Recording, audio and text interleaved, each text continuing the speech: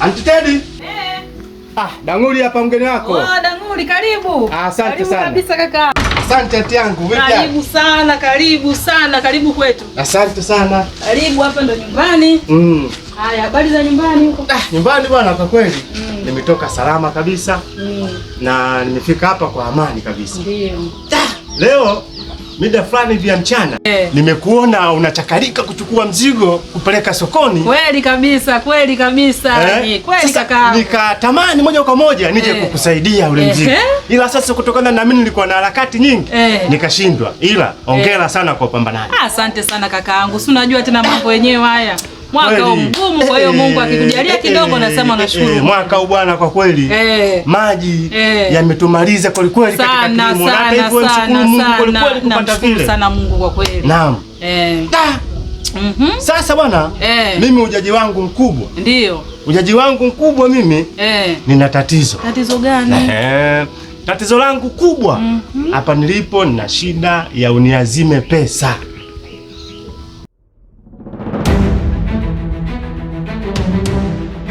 Kiukweli kakaangu sikufichi.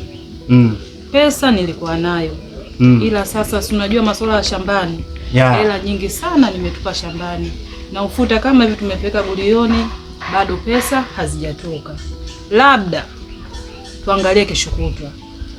Yaani nisamee kweli kakaangu. Ningekuwa na pesa ningekusaidia. Sawa. Sasa hauna hata kiasi kidogo hivi kama 20,000 au 15 au wala shilingi 5,000 tu nikajikomboe kwa siku. Yaani kakaangu hata 2,000 sina. Ningekuwa naye ningekupa kakaangu. Yaani kweli kabisa naomba unielewe. Naomba nipe alau siku 3. Labda niitafute hapo ndo utafika. Ama kweli leo safari yangu nimetoka na kimanzi. Hamna kakaangu, usifikirie vibaya. Ndio maisha kakaangu, usijali. Sasa kesho kutwa nitakapokuja uhakika upo? Tunaomba Mungu inawezekana ikawepo. Ikiwepo kakaangu haina shida. Basi hata mimi pia acha nikuombee majibu ya mauzo yatoke mapema ili kesho kutwa nitakapofika hapa basi iwe moja kwa moja kile ninachokihitaji nikipate. Lakini nashukuru sana kwa ukarimu wako. Asante sana. Nashukuru na wewe. Karibu tena kakaangu. Mimi nisikie uko huru kabisa huko nyumbani kwako. Mimi kwa sasa hivi hapa nimeshaamini moja kwa moja ni nyumbani kwangu. Sawa kaka. Na nitakupitia kila siku. Sawa. Sawa. Usiwe na wasiwasi. Mimi nashukuru sana. Tena Mungu akujalie. Na azidi kukujalia vile vile katika moyo wako wa karibu. Amina. Haya basi karibu. Haya sasa wewe endelea na shughuli hapo. Haya. Mimi naondoka ila kesho kutwa asubuhi tu. Sawa. Mguu chai hapa. Basi sawa. Msalimia wifi nyumbani. Hamna tatizo. Haya karibu sana. Haya. Sawa.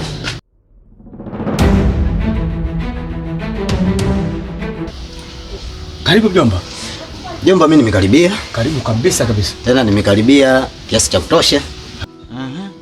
Mjomba una furaha leo. Kulikoni? Ni kweli leo nina furaha kidogo. Ndio. Kuna lile jambo ambalo nilikuja hapa nyumbani pako kuja kukuelezea. Ndio. Kuhusiana na bwana Danguli. Ndio.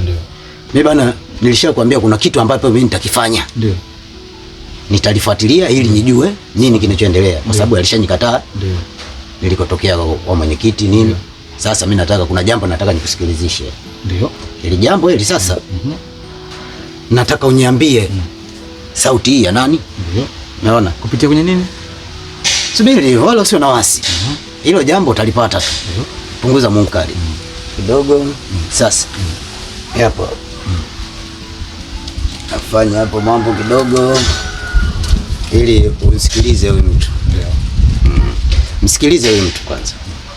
Hilo swala ulisikia ni sahihi. Hilo swala ulisikia ni sahihi. Wale natosha mjomba. Nataka uniambie hii sauti ya nani? Sauti ya Danguli hiyo. Na kama ni ya Danguli unanishauri nini? Kwanza umenihamasisha. Kuonekana uliniambia kwamba hautokubali.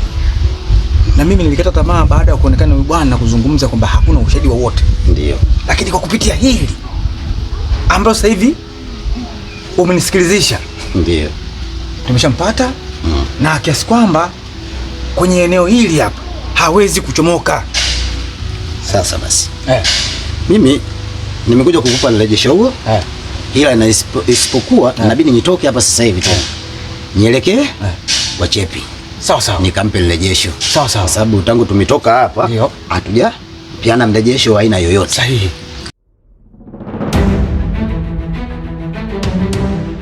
Sasa mjomba, kwa vile nimekupa mrejesho na sasa hivi mimi natoka. Na utokaji wangu nakwenda zangu kwa Chepi kama nilivyokuambia. Mimi nakutakia kila laheri na mimi naenda kufanya mchakato mingine. Na wewe pia. Asante. Basi ndio hivyo mjomba. Asante.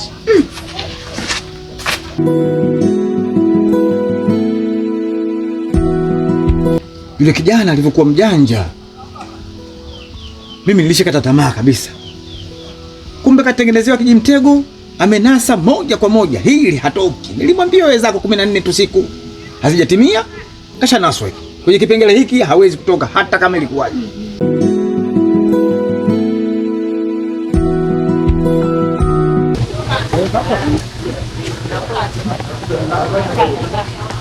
Chepi. Basi saizi.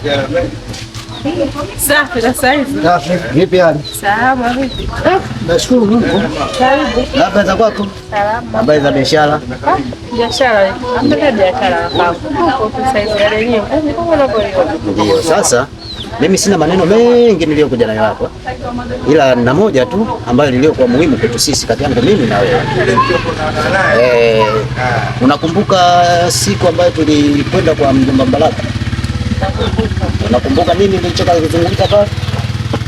Nakumbuka ulisema kwamba kuna plan ambayo uko nayo. Naam. Sasa basi, ile plan mimi nimeshaipata, na kupata kwangu nataka nikuonjeshe tu, yaani nikudokezee tu kidogo, siwezi nikamwaga sana kwa sababu unajua tuko walaiani hapa, mambo yatakuwa mengi. Sasa ngoja mimi nikusikilizishe kidogo, mambo yasiwe mengi. Naomba usikilize kwa dakika chache tu. Hilo swala ulilosikia ni sahihi. Hilo swala ulilosikia. Msikie kwanza. Kwani sauti si ya Danguli? Ndio yeye. Ni sahihi. Wale yaani kujitapa kote na kutukataa mbele ya mwenyekiti, kuonekana sisi hatuna uthibitisho wa aina yoyote. Leo yayo na yako mengi kwanza. Ulifanikiwa vipi yani kuipata? Yaani hiyo ni mipango yangu na ujanja wangu niliyokuwa nao. Sasa basi hatuwezi kuelezea sana kwenye watu hili. Baada ya hapo ndipo tutaenda kulizungumza mbele ya yaani nikwambie tu kakaangu, yaani kwa watu hii uliofikia. Ndio. Yaani kwamba sisi hapa tumeshashinda. Ndio. Sababu kikubwa ilikuwa ni nini? Ushahidi. Ndio. Nagopa sababu ndio ushahidi wenyewe ushapatikana. Basi ndio hivyo. Ndio ujaji ambayo niliojia mimi kwa siku ya leo hii. Sina mengi zaidi. Sasa cha kufanya hapa, tuongozana tuende kwa mwenyekiti ili tukafanyeje? Tukampe ushahidi. Wala usipate tabu, hili swala litaisha. Tunakwenda ngazi hadi ngazi. Kwa vile tumeshapata uthibitisho, basi haina tatizo. Huu ni uthibitisho tosha kwangu, kwa sababu nimefanya kazi ngumu sana kupata uthibitisho huo, na siwezi nikauzungumzia penye watu na yani kakaangu, wala siamini. Yani hapa kwa nimekaa, akili yangu iko mbali, kwa naona mimi nafikiria muda ni watu nadaiwa biashara yenyewe ndio ngumu kama hivyo. Yani hapa nilikuwa ninawaza nitafanyaje. Yani hapa yani kakaangu nashukuru.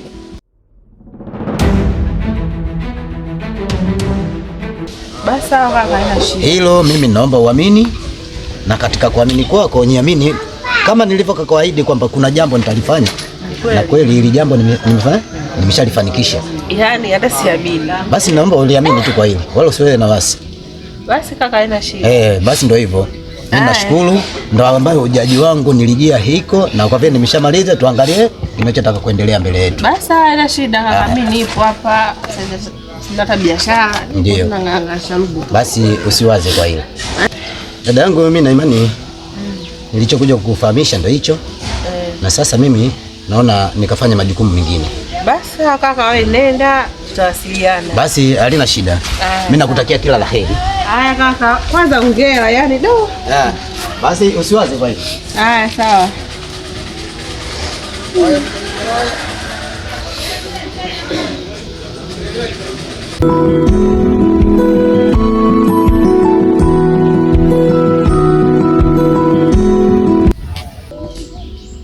Karibuni vijana, nadhani mlikuja tukamaliza na sasa mmekuja tena, kwa hiyo nampokeeni, nataka kupata maelezo yenu. Karibuni sana. Asante ndugu mwenyekiti, sisi tumerudi tena. Tulikuja kwenye kikao cha kwanza kutokana na bwana Dang'uli kwenye ile swala letu la madai. Sasa basi tulitoka hapa bila ushahidi wa aina yoyote, ila mimi na ndugu yangu pale tulienda kufanya mambo yetu ya tuliyoyafanya. Tunashukuru tumepata ushahidi. Sasa basi subiri usikilize. Sikiliza hii hapa. Mtu anakuja kukwambia swala la kukukopesha fedha. Kwanza sikiza jina tu kwanza lilipokuwa zito. Fedha. Alafu wewe unakubali kutoa fedha, unampatia mtu bila ushahidi wa aina yoyote, bila maandiko, bila nini, wala ameshindwa hata kumuita jirani yake. Asante sana. Nashukuru kwa kurudi kwenu na kwa ushahidi ukiwa kamili, na mimi nimejiridhisha ndani ya simu hii kwamba hii sauti ninaifahamu, sababu huyu mtu ni raia wangu, ni kijana wangu. Sauti yake kabisa ni sauti ya Dang'uli, na nilishamwambia Dang'uli kwamba huyu Dang'uli, wewe Dang'uli mkorofi. Nilishamwambia wewe Dang'uli mkorofi. Sasa kama yamekuwa hivi, mimi nasema hivi, kuanzia sasa hivi msiwe na wasiwasi. Mimi nitawatuma wagambo wangu wamtafute Dang'uli na awe chini ya ulinzi na wamlete hapa ili kazi iendelee. Tena nina kazi na yeye sana kwa sababu amshanisumbua muda mrefu sana.